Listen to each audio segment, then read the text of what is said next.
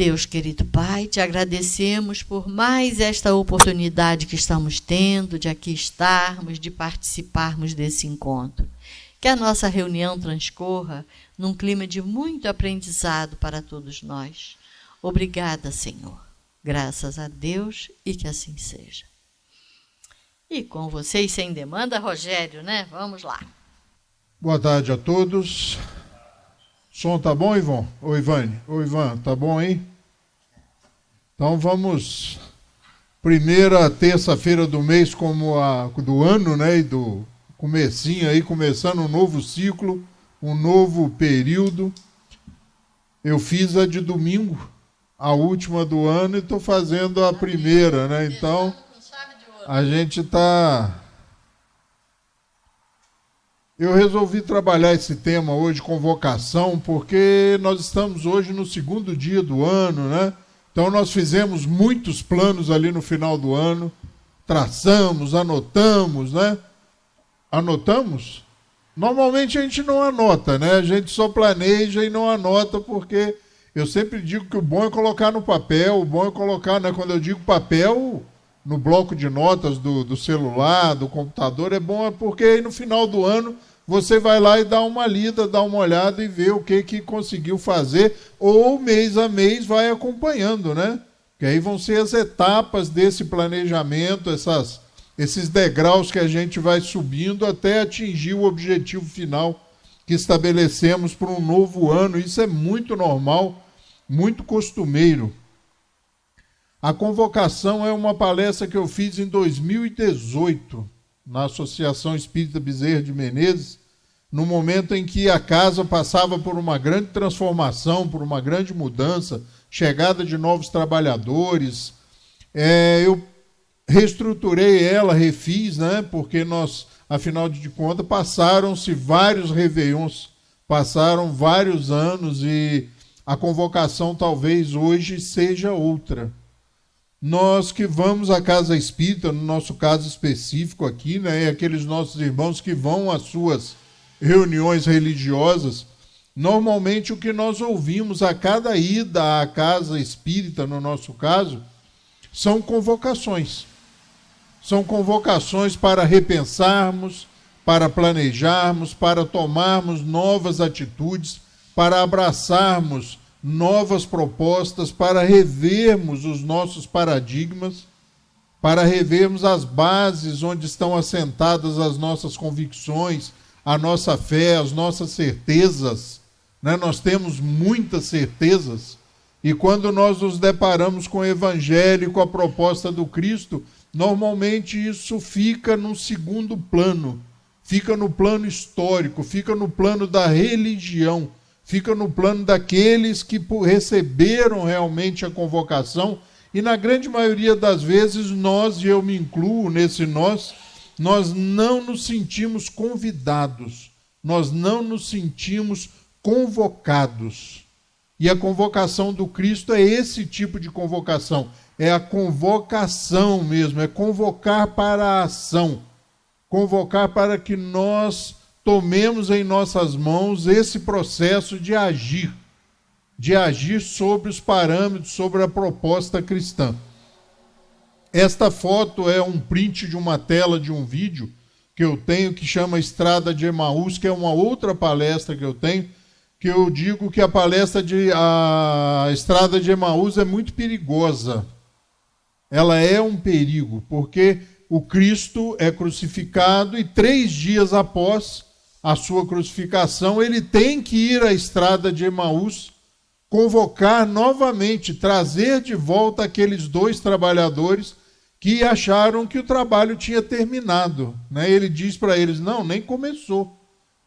Agora vai começar o trabalho, agora é o trabalho de vocês. Até agora eu estava ensinando, até agora era um curso intensivo, né? E no primeiro momento em que eu me faço ausente, vocês retornam para casa e não abraçam o trabalho, não aceitam a convocação que eu fiz com vocês durante alguns anos. Diuturnamente, eles conviviam diariamente, então era um curso intensivo. E assim que o mestre se afasta, assim que Jesus se afasta, os trabalhadores se dispersam e ele é preciso que ele vá à estrada buscá-los. Então, como eu disse, esse é um print da tela de uma das cenas lá onde Jesus se encontra com esses trabalhadores que estão voltando a Emaús. E eles dizem, eles não o reconhecem. Mas depois de 3 anos não o reconhecem. Naquele momento não era o Cristo, não era Jesus, aquele que convivera com eles. Era o ser realmente de luz, o Espírito maior, esse mensageiro, esse mensageiro divino, né? E por algum motivo que não se sabe, ele se fez não ser reconhecido. E ele começa a conversar com eles, o que está acontecendo? Mas você, né, eles dizem para ele, você que vive aqui como peregrino, aqui na região, não sabe o que já aconteceu? Nosso mestre foi morto. Está tudo acabado. E ele vai com eles até Emaús e diz a eles, naquele momento onde eles convidam para que ele permanece, e quando ele os convida para a prece, né, e distribui o pão novamente, eles finalmente o reconhecem e se lembram das suas palavras e voltam a Jerusalém para iniciar o trabalho. Ou seja, naquele momento eles conseguem novamente perceber o processo dessa convocação que deveriam iniciar o trabalho. E como eu disse, normalmente nós nos sentimos isentos desse convite. O convite foi feito para eles, foi feito naquele momento para os trabalhadores daquele momento, e nós, 20 séculos, 2000 anos depois, nós nos sentimos muitas vezes isentos dessa convocação, desse convite, e nos declaramos cristãos. Essa declaração de cristãos nos inclui nesse processo de convocação. E aí eu trouxe um vídeo para a gente, talvez, hoje é dia 2, talvez nos emocionarmos um pouco.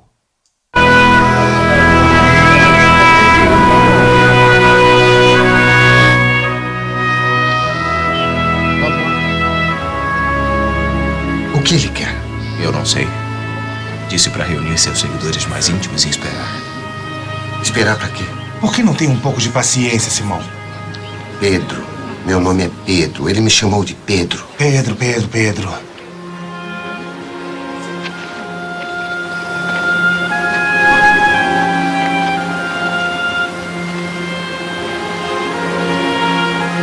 Eu amo todos vocês. A maioria de vocês tem estado comigo desde o início. Mas agora as multidões são grandes demais para mim sozinho e preciso de homens que levem minha palavra àqueles que precisam. Por isso vou escolher 12 homens que terão a autoridade da minha mensagem.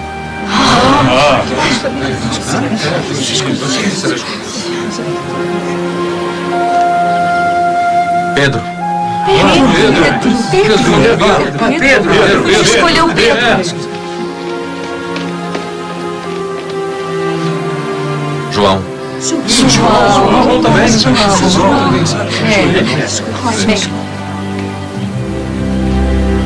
E o irmão Tiago.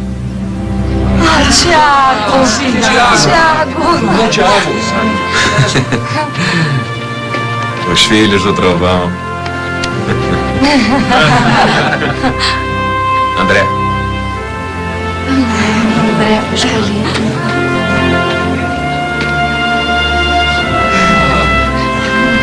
Eu quero ir. Judas. Judas.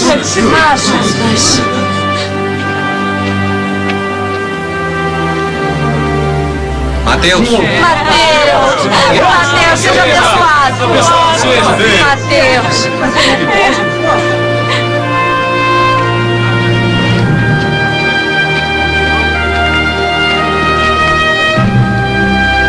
Tomé. Eu não acredito. Não.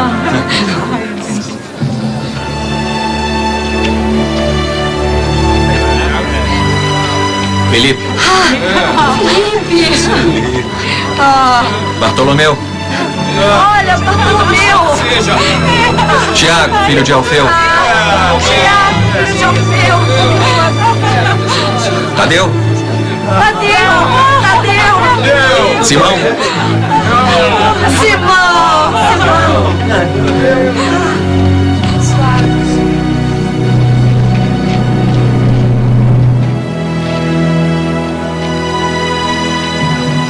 Eu lhes dou a autoridade sobre os espíritos impuros.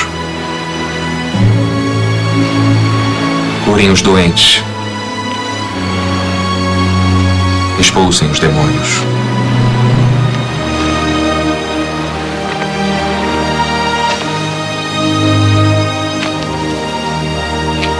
Nada levem com vocês. Só precisam das pessoas.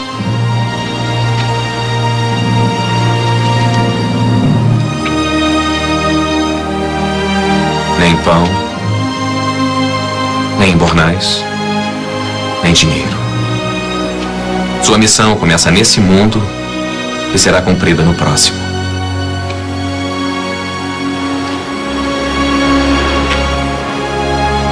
Vocês são meus apóstolos.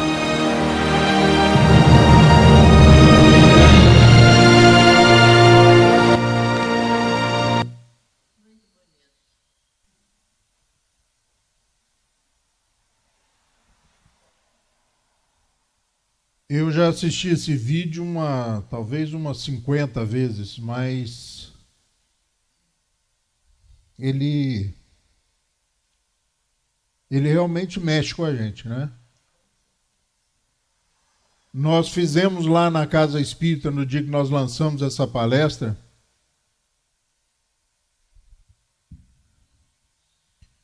uma brincadeira. E brincadeira na Casa Espírita normalmente são perigosas. E nós demos para as pessoas, quando elas chegaram, um dos nomes dos 12 apóstolos. E conforme Jesus ia chamando, nós fomos pedindo que as pessoas se levantassem. E assim nós envolvemos todos naquele dia nesta conclamação, nesta convocação. E era também o primeiro dia útil do ano, era também talvez o primeiro sábado do ano, já que as palestras lá acontecem aos sábados. Essa convocação, ela ecoa por quase 2000 anos, e quando nós nos declaramos, como eu disse agora há pouco, cristãos, nós temos que estar envolvidos e nos sentirmos convocados. Ao conhecer o cristianismo, ao estudarmos o cristianismo, ao sermos educados dentro do cristianismo, nós passamos a conhecer essa doutrina, essa proposta, esse evangelho, e cabe a nós muitas vezes, e na grande maioria das vezes, que a vida se processa e a vida vai a cada dia, né? Passa o Natal, passa o Ano Novo, e a gente vai vendo que o mundo vai passando e nos oferecendo grandes propostas. Aí, em 1857, vem a doutrina espírita, luzes novas, como eu não me canso de dizer, sobre o Evangelho de Jesus, uma nova possibilidade de compreensão, de entendimento. E nós, espíritas, somos conclamados quando chega lá a publicação do Evangelho segundo o Espiritismo. Quando ele diz na missão dos espíritas, e eu gosto também muito dessa passagem, né, trazida pelo espírito de Erasto, em Paris, 1863, ele nos conclama realmente, ele nos convoca novamente a nos lembrarmos desse grande compromisso, assumido naquele momento pelos 12, mais tarde pelos 700 da Galileia. E na missão dos espíritas ele diz assim, iniciando, porque ela é bem grande: não percebeis desde já a formação da tempestade que deve assolar o velho mundo e reduzir a nada a soma das iniquidades terrenas? Bem dizei o Senhor, vós que tendes fé na sua soberana justiça, e que, novos apóstolos da crença revelada pelas vozes proféticas superiores, ides pregar o dogma novo da reencarnação e da elevação dos espíritos segundo o bom ou mau desempenho de suas missões e a maneira por que suportam as suas provas terrenas. Isso é o início, é o primeiro parágrafo, a primeira colocação da missão dos espíritas. Ou seja, se você conhece essa doutrina, se você já estuda essa doutrina, se você tem conhecimento das propostas e dos postulados trazidos pelo Espiritismo, ide e falai sobre isso. Vai e fala sobre isso. Não guarda para si. O cristianismo é esta proposta de conversão, de trazer a boa nova, de levar a boa nova e apresentá-la às pessoas na intenção de sensibilizá-las para essa nova proposta de revisão de valores, de conceitos, de paradigmas, revisão ética, revisão moral e construção de um novo mundo, de uma nova realidade. Por isso ele diz: não percebeis desde já a formação da tempestade que deve assolar o velho mundo, ou seja, revolucionar o velho mundo, revolucionar os velhos conceitos, os velhos valores. Não bastando esse início da proposta e da convocação da missão dos espíritas, Jesus deixa alguns postulados, algumas propostas, algumas convocações. E conhecereis a verdade vos libertará. E João relata. Conhecereis a verdade vos libertará. E a gente fica sabendo de tanta coisa boa quando estuda o cristianismo, quando estuda o espiritismo, quando olha para o cristianismo sobre essas novas luzes do espiritismo, trazidas pelo espiritismo. E na grande maioria das vezes nos calamos. Na grande maioria das vezes não trazemos e não levamos às pessoas a solução para suas dúvidas, para suas angústias, para suas dores, para os seus constrangimentos. Muitas vezes, em busca ou em nome do respeito excessivo à liberdade das outras pessoas, nós nos calamos mesmo em situações onde seria impossível o cristão se calar. Há algum tempo atrás eu fiz uma palestra aqui no Centro Espírita Friburguense falando dessa impossibilidade de conciliar alguns valores, alguns conceitos, algumas opiniões, algumas posturas com o cristianismo. E nós temos a responsabilidade, nós temos a vocação de levar essa boa nova para fora da casa espírita, no nosso caso.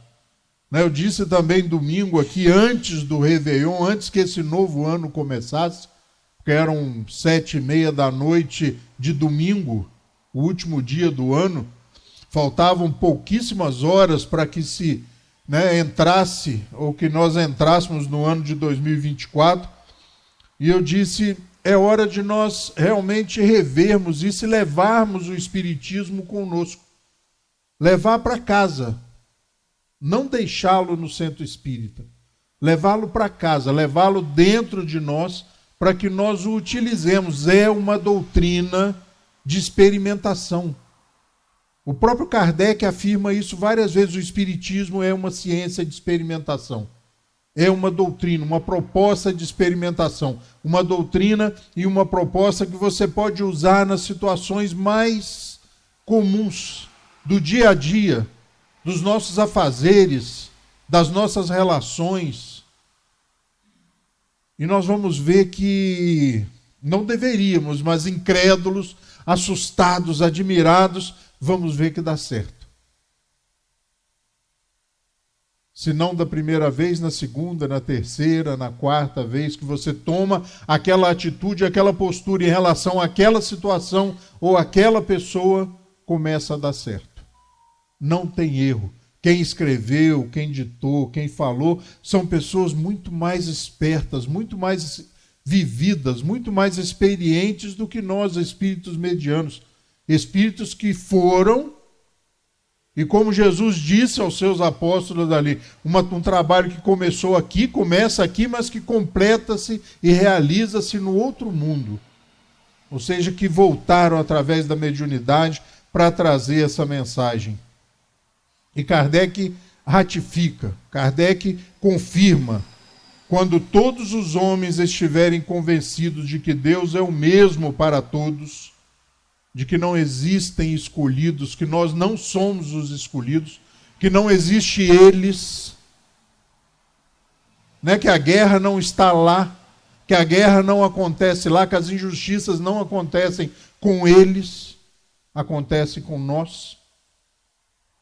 Quando todos os homens estiverem convencidos de que Deus é o mesmo para todos, de que esse Deus soberanamente justo e bom, nada de injusto pode querer, que não dele, porém, dos homens vem o mal, que todos se considerarão filhos do mesmo Pai e se sentirão e se estenderão as mãos uns aos outros. Quando todos os homens estiverem convencidos de que Deus é o mesmo para todos, de que esse Deus soberanamente justo e bom, nada de injusto pode querer, que não dele, porém, dos homens vem o mal, todos se considerarão filhos do mesmo Pai e se estenderão as mãos uns aos outros. Esta é uma proposta cristã, lá de 20 séculos atrás. Ah, mas nós não estamos, nem próximos disso. O mundo está cada vez pior. É problema de visão, é problema de foco, é problema de lente, é problema de prisma. Nós olhamos a vida muitas vezes, olhamos a humanidade, olhamos a transformação que nós estamos passando e promovendo sobre uma ótica às vezes equivocada, ou uma ótica preparada para que nós vejamos o mundo dessa forma, para que nós nos foquemos ou nos atentemos ao ruim, ao que está ruim. Não. O mundo está cada vez melhor. Nós não retrogradamos, nós não pioramos. Se nós olharmos, alguns anos atrás, algumas décadas atrás, e olharmos e analisarmos os progressos que a lei humana, que a justiça humana, que as relações humanas fizeram, no sentido de liberdade, no sentido de justiça, nós vamos perceber como a humanidade está melhorando. O que acontece muitas vezes e faz com que nós pensemos que as coisas estão piores é que hoje nós temos uma eficiência de informação muito grande. A informação ela está disponível a nós, mesmo quando a Ângela diz para a gente desligar o celular, elas continuam chegando. Agora há pouco eu ouvi um sinal aí de uma mensagem chegando. Então a gente continua ligado, nós estamos interligados. O mundo, a informação está nas nossas mãos. Basta que nós nos atentemos e selecionemos aquelas que nos interessam, aquelas que nos são convenientes e úteis.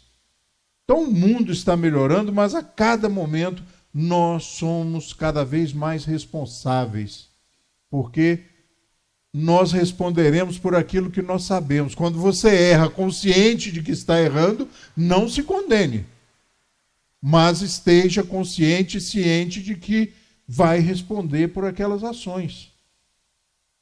Então hoje nós não podemos, na grande maioria das vezes, declarar a ignorância do ignorar, do desconhecer, porque as informações estão aí.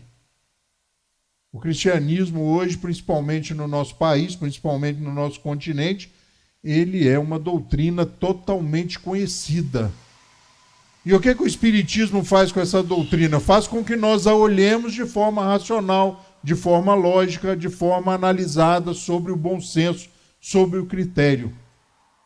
E Jesus ratifica, novamente, certifica, consolida: vós sois deuses, podeis fazer tudo o que eu faço e muito mais, que brilhe a vossa luz. Eu costumo dizer, depois dessa frase, que ele não brincaria conosco. É sério.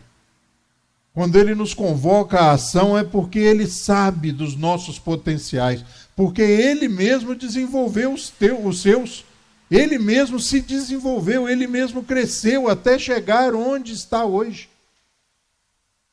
E ele sabe que nós estamos trilhando o mesmo caminho. E vamos chegar. E vamos chegar à praça, como eu costumo dizer.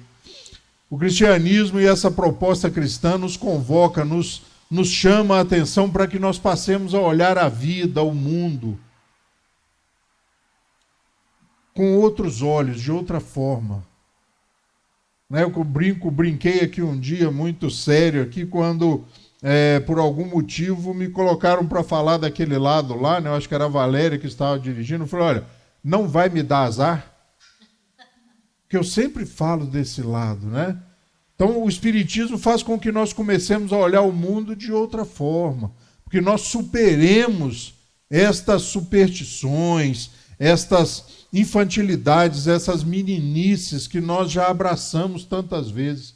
Faz-nos olhar a vida e as pessoas de uma outra forma, sob uma outra ótica, de que somos todos irmãos, de que estamos na mesma caminhada, de que estamos sendo desafiados pelo processo da vida. Nós estamos encarnados aqui para sermos desafiados, conclamados, convocados a cada dia, a cada hora, a cada minuto, a quebrar a nossa rotina, a fazer diferente, a fazer novamente quantas vezes forem necessárias. Rogério, você pode falar dia 2 às 3 horas da tarde? É uma quebra de paradigma. E é muito fácil você arrumar uma desculpa. Não, Sueli, eu não posso, vou estar ocupado, vou estar viajando, vou estar... sem pensar muito rapidamente, eu teria 10 desculpas para recusar ou declinar desse convite de estar aqui hoje. E, por outro lado, eu pensei assim no domingo, quando saí daqui, eu tenho mais de, 200, 300 palestras no notebook, no computador, é só pegar uma e fazer. E aí ontem de manhã eu comecei a mexer e falei assim, não, ano novo, está começando, eu vou fazer uma nova. E de ontem para hoje e agora, depois do almoço, eu fechei essa palestra.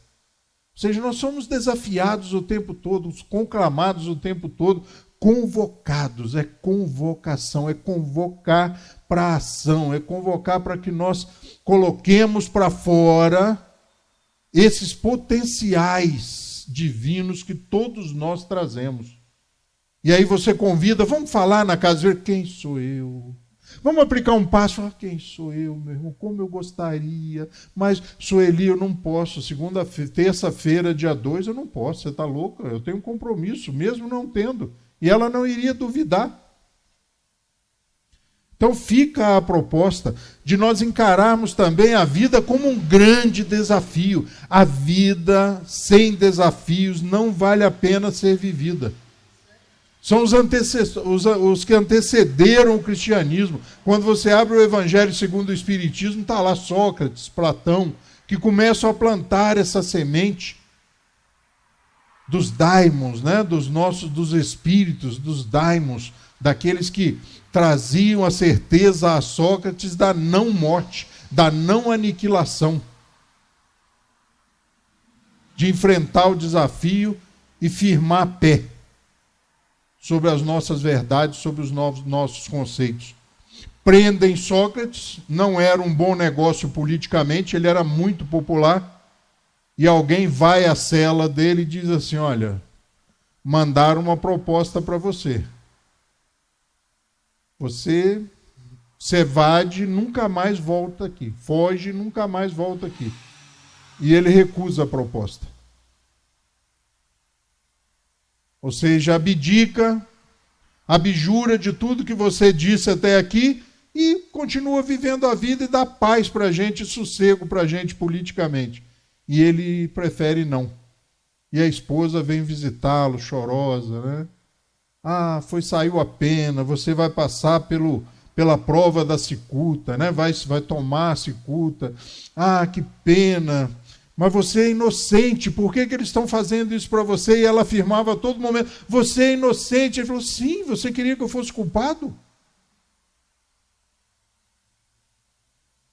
essa coragem, esse destemimento, né, de muitas vezes nós enfrentarmos situações em nome destas propostas, em nome dessa convocação, é muito interessante.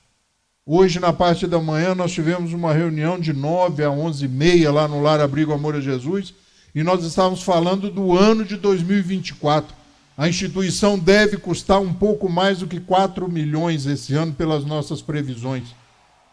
E nós estamos começando o ano com 200 mil reais. Falta pouco, 3.800. 3.800.000 reais que falta para fechar o ano. Mas também, hoje é dia 2, queria o quê? Que nós tivéssemos os 4 milhões? Aí não é desafio.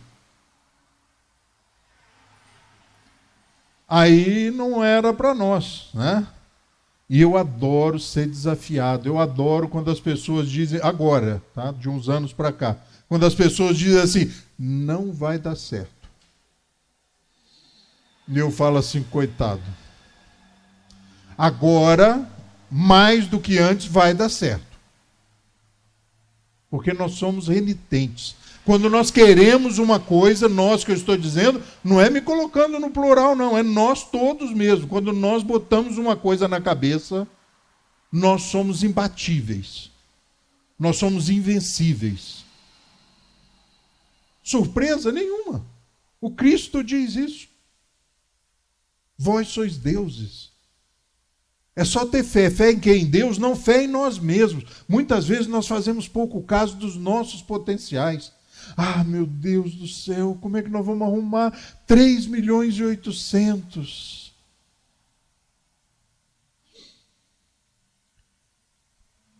Eu não sei se vocês já ouviram uma história, ela é verídica, ela está na obra que conta ali a vida, né, a autobiografia da irmã Dulce. Da Madre Teresa de Calcutá, quase igual, né? Deve ser até parente, deve ser do mesmo time e tal, só vieram um pouco trocada a época ali, os anos, né? E em países diferentes, em continentes diferentes. Dizem que aquela correria, 5, 6 mil pessoas se alimentando, aquele tumulto, os pobres da irmã estavam ali todos, aquele tumulto, aquele monte de gente, aquela educação, né? Você imagina, 6 mil pessoas se alimentando na Índia. E uma noviça, uma irmã novinha, chega perto dela e diz assim, irmã, não é melhor avisá-los que não vai ter jantar? Como não vai ter jantar? Ela diz, não, jantar tudo bem, ainda temos alimentos que dá para o jantar, mas é melhor já preveni-los, porque para amanhã nós não temos nada. E dizem que ela parou um pouquinho e a jovem ficou esperando o retorno, se avisava, né, em voz alta, aos brados lá com eles, olha, nem adianta vir aqui amanhã, porque não tem comida, porque o medo dela era que eles chegassem, revoltassem, quebrassem tudo, agredissem-as. E a irmã diz a ela assim, vai lá na capela e avisa a ele que nós não temos comida para amanhã. E a noviça, irmã, para quem, irmã? Minha filha, a obra de quem? Mas vá agora. E a irmãzinha sai, sem saber muito bem o que fazer, aturdida, vai lá para a capela, fica lá um tempo, daí um pouco ela volta, está ali no meio, a irmã fala, falou com ele? Falei, irmã, falei, inclusive foi a senhora que mandou falar. Né? Falou, já não vou colocar, não vou dizer que foi eu que estou falando. Ó, a irmã mandou dizer, Senhor Jesus, a irmã mandou dizer que não tem alimento para amanhã, hein? Já falou, já falei. Passou o dia, tranquilo, fecharam o dia, à noite, à madrugada, batem nos grandes portões de ferro da instituição, batem estrondosamente, as irmãs levantam assustadas, abrem a portinhola, o que foi? Não, nós não sabemos, abre aí que nós temos que descarregar um caminhão. Que caminhão? Um caminhão de alimentos perecíveis. Eu acho que aconteceu alguma coisa aí, amanhã não tem aula nas escolas aqui na cidade, e eles mandaram trazer os alimentos para a senhora. Coincidência, né, Ângela? Acaso, tem um monte de nome para a gente pensar, mas tem também a convicção daquela mulher. Vai lá e fala com ele que não tem comida para amanhã. E eu brinco às vezes com o Roberto Helbrin, que hoje é o presidente do Lar Abrigo Amor a Jesus. Rapaz, folha de pagamento no 5º dia útil. Hoje, várias vezes a gente ouve isso lá no Laje. Não tem grana, só tem uma parte. Como é que nós vamos fazer? Eu falei, você já falou para ele?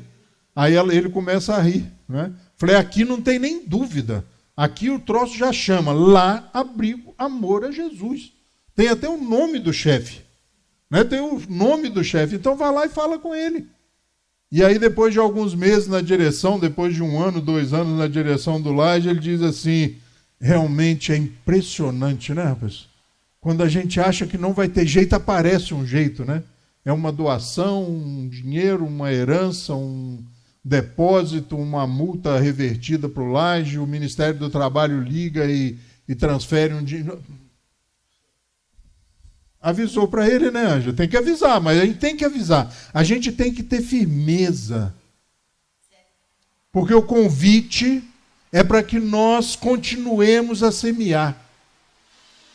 Essa fé que a Ângela falou baixinho aqui fora do microfone, talvez vocês não tenham ouvido, ela falou fé várias vezes aqui, enquanto eu narrava. A proposta é essa, que nós realmente nos empoderemos, uma palavra que está muito, né, em alta, aí, principalmente dentro dos movimentos feministas, né, ou femininos, do empoderamento da mulher, mas nós devemos todos nos empoderar, até porque espíritas, nós somos sabedores que nós estamos homem nessa encarnação, e que vocês, mulheres, estão mulheres nessa encarnação, e que nós podemos trocar facilmente de acordo com a necessidade evolutiva de cada um de nós.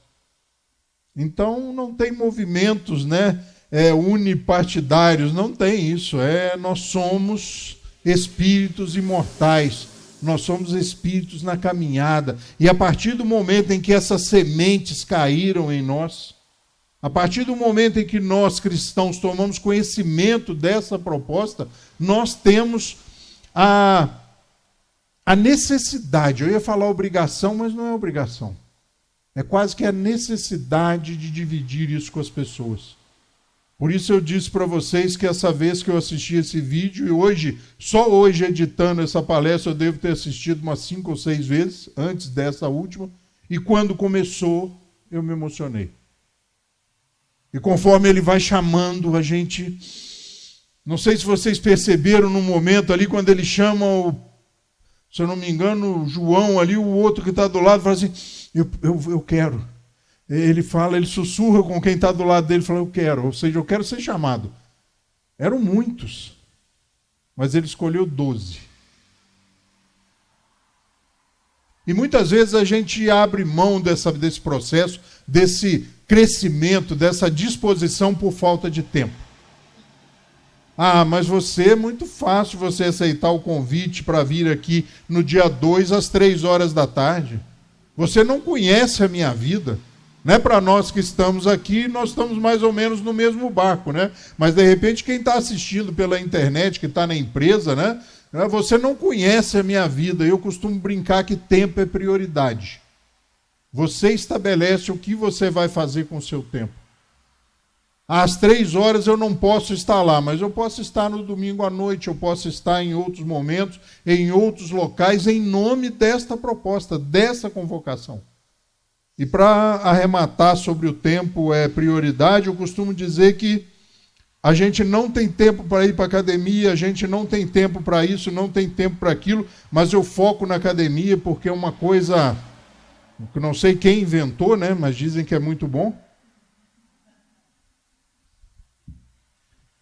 E a gente não tem tempo para ir para a academia e visita o cardiologista numa visita amistosa, tranquila, e ele diz assim, vá para a academia. E ele enfatiza o vá. Mas vá para a academia, senão você vai morrer.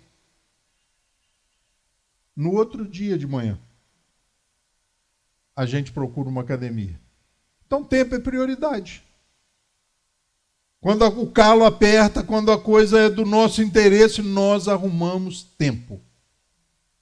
E os mais experientes, né, bem mais experientes, costumam dizer que se você precisa de alguma coisa, se você precisa de um favor, peça a alguém bem ocupado. Porque quem está tranquilo, quem está ali, ele tem tempo para maquinar uma desculpa. O outro está tão ocupado que ele diz assim: vou dar um jeito, pode deixar que eu vou fazer. Porque ele não tem tempo para perder, nem para arrumar uma boa desculpa. Então ele fala assim: tá bom, deixa que eu faço. Então, se você precisa de alguma coisa realmente urgente, imprescindível, muito necessária, peça a alguém que não tem tempo. Porque se você pedir para alguém que tem tempo, ele, que dia que é? É dia 2 de janeiro de 2024. E nesse dia eu não posso. Lá em casa, nesse dia, é um dia muito triste. É minha sogra que desencarnou há 30 anos, foi no dia 2 de janeiro. Ele arruma uma desculpa. Esfarrapada, mas ele arruma. Porque a proposta, a convocação é que nós achamos que... O problema é que nós achamos que essa convocação não é para a gente. Caminhar ao lado de Jesus, quem sou eu? Dar a mão para Jesus, quem sou eu? Embora eu não goste muito daquela música Segura na Mão de Deus e Vá. Eu não canto de jeito nenhum. Eu até seguro na mão de Deus. Agora o problema é o vá, né? Vá que ele não solte a mão da gente, né? E aí desencarnou. Então, enquanto estiver aqui, por aqui, segundo Kardec, é bom que nós firmemos o pé por aqui e façamos o melhor possível até o último instante. Até o último instante. E o convite é esse, é simples, é para que nós realmente sintamos a sua presença, é para que nós, ao assistirmos um vídeo desse, sabendo que é cinematografia, mas nos deixarmos emocionar, nos deixarmos sentir convidados, sentirmos-nos convidados. A última conclamação, e para a gente fechar esse dia 2 de janeiro aí de 2024, ainda o Espírito Erasto, mas lá no finalzinho da mensagem da conclamação e da convocação Missão dos Espíritas, ele diz assim, e por fim, ou seja, já está no finalzinho da comunicação, ele diz, e por fim lembremos-nos a recomendação do Espírito Erasto. E ele diz assim, olha só, gente, arme-se a vossa falange de decisão e coragem, mãos à obra, o arado está pronto, a terra espera, arai, ide agradecer a Deus a gloriosa tarefa que ele vos confiou. Mas, atenção, entre os chamados para o Espiritismo, muitos se transviarão. Reparai, pois, vosso caminho e segue a verdade. É um parêntese que eu vou fazer. Sabe, porque às vezes a gente confunde as pessoas que estão falando, as pessoas que estão divulgando o Espiritismo, as pessoas que dirigem as casas espíritas, as pessoas que estão no movimento espírita com o Espiritismo. Não. Quando ele diz, reparai, pois, vosso caminho e segue a verdade, é para que nós estudemos aqui, nas fontes, nas bases fundamentais da doutrina espírita. Não transviemos, não busquemos outras formas e outros meios de conhecer essa doutrina. As palestras são incitadoras, são provocadoras, e muitas vezes a gente sai da palestra discordando do orador. E essa é uma das funções também da palestra. Para que você chegue em casa e busque, tire suas próprias conclusões, leia lá no capítulo 20, Sede Perfeitos, do Evangelho segundo o Espiritismo, busque, leia, entenda, compreenda e tire suas próprias conclusões. É uma doutrina de experimentação. Não tem doutores, não tem mestres, não tem sacerdotes. E quando eu falo em nome do Espiritismo, é o meu entendimento, mas a conclamação e a provocação é que você leia e tire suas próprias conclusões. E não tem caminho mais seguro. Kardec é um contemporâneo nosso de 166 anos atrás.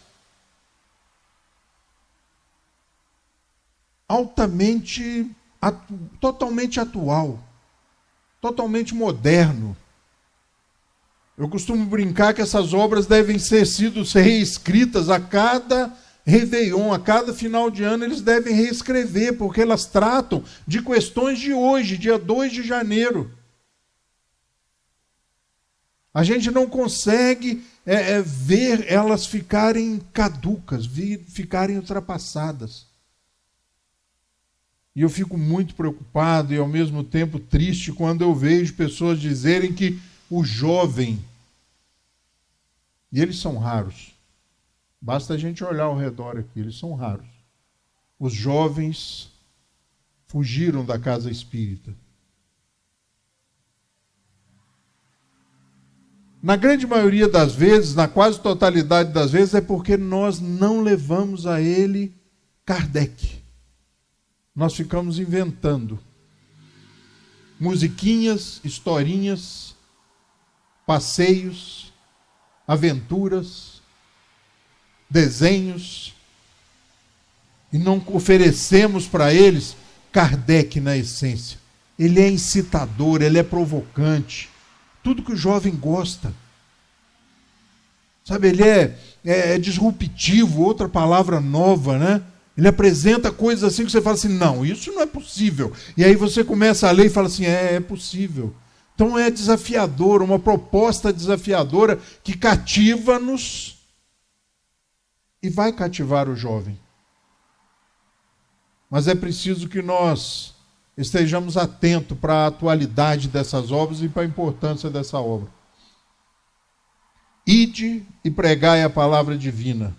É chegada a hora em que deveis sacrificar os vossos hábitos, os vossos trabalhos, as vossas futilidades, à sua propagação.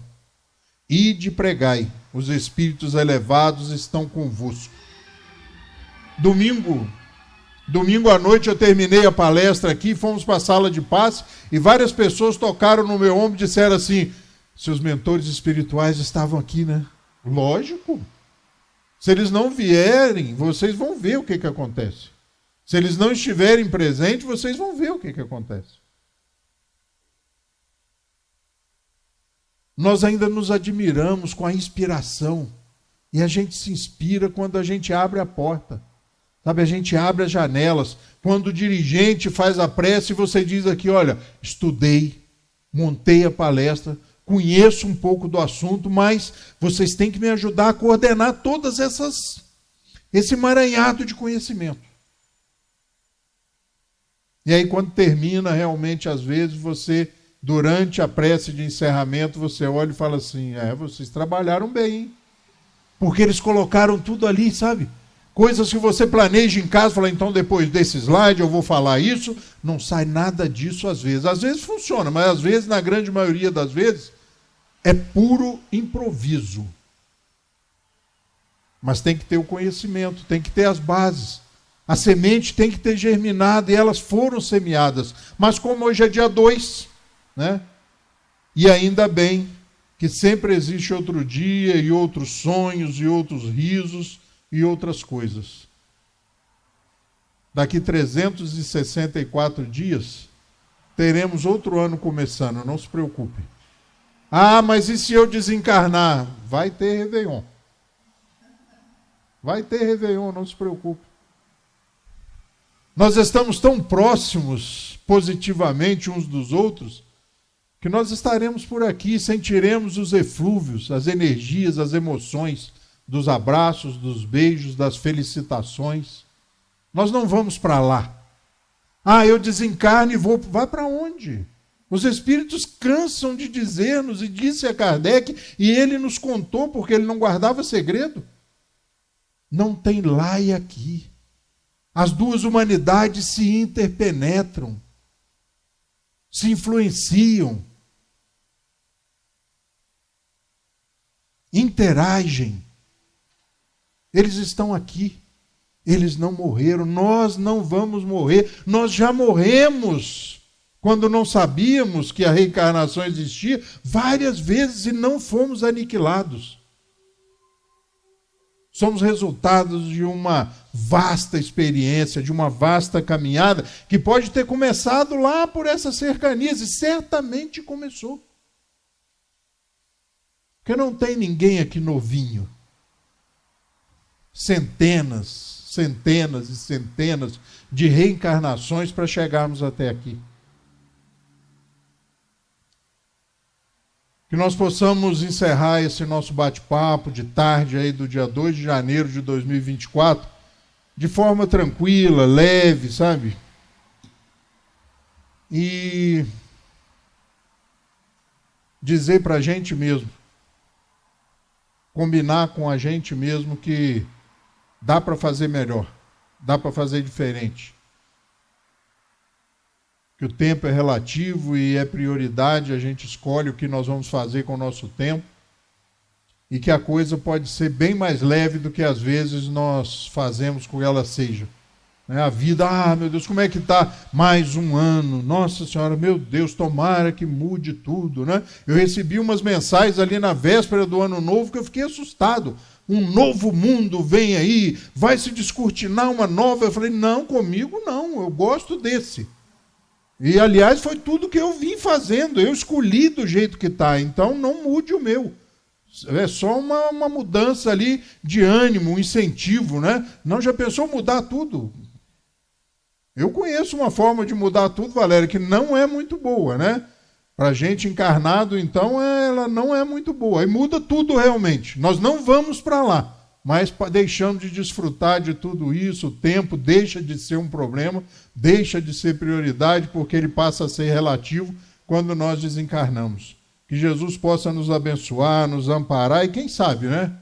Nós nos sintamos convidados a ser um desses aí. Não naquele período, não naquele momento tão difícil. Agora, né? Que dá para fazer pelo WhatsApp, dá para fazer com data show, dá para fazer com projetor, dá para fazer com microfone. Porque naquela época talvez a gente ainda não está preparado para esse tipo de trabalho não, mas nós já estamos aprendendo, nós já estamos ficando espertos e a gente já consegue fazer pelo menos um trabalho pequenininho, uma divulgação pequenininha, e o mais difícil e o mais corajoso, tomar essas verdades que o Espiritismo nos apresenta e empreendê-las na nossa vida. Uma boa tarde para vocês.